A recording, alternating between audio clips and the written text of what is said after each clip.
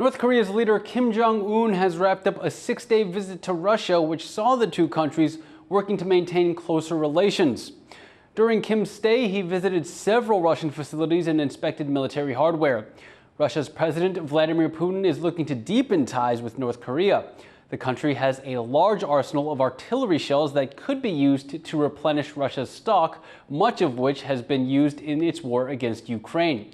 The two sides could be looking to complete an arms deal as North Korea works to develop its submarine and satellite capabilities.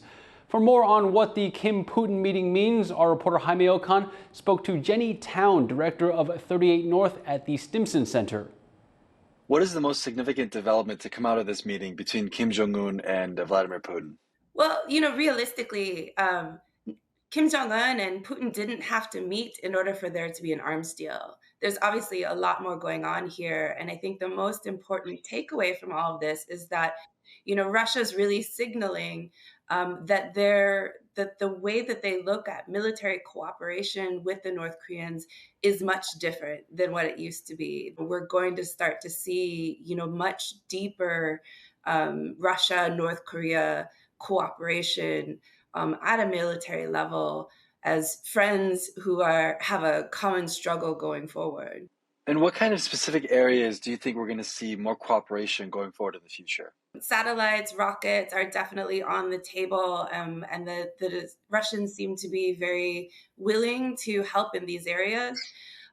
They're obviously very willing to help in areas that are under sanctions. And so, this idea that we can sanction North Korea more, well, we can, but, without implementation, without China and Russia's cooperation on implementation, they just don't have a lot of teeth, especially against the North Koreans. What do you think the U.S. and its allies should be doing, or how should they be reacting to the meeting between Russia and North Korea?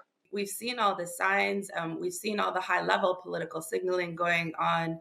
I think it just goes to show that, the region itself is moving in a very dangerous direction, and that we really need to find ways not only to strengthen our own defenses, but ways to re-engage the region in a dialogue, a security dialogue, whether that's preventing nuclear war, lower tensions, trying to build those channels of diplomacy, like what we're seeing now with the recent meeting between Jake Sullivan and Wang Yi.